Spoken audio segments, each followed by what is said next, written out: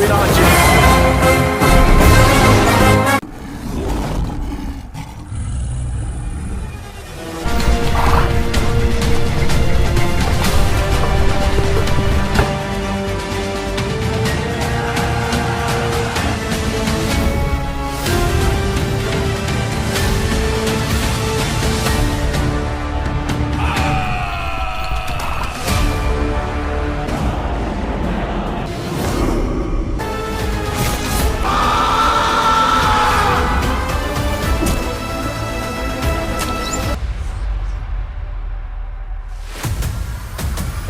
अंधे का बेटा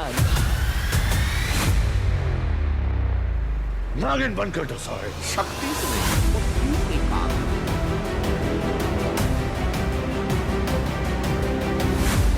मैंने हस्तिनापुर के सिंहासन की सुरक्षा का प्रण दिया।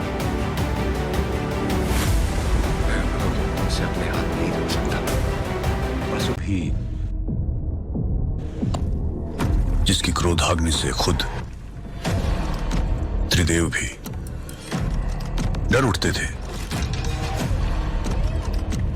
जिसने इस धरती को एक बार नहीं, दो बार नहीं, जिसके परशु की एकमात्र चमक से ही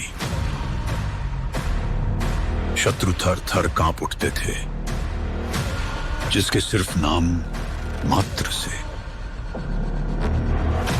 इंद्रासन हिल उठता था। यूं तो ब्राह्मण वंश के थे, लेकिन कर्म से वो एक क्षत्रिय थे, जिसको मृत्यु भी छू नहीं सकती।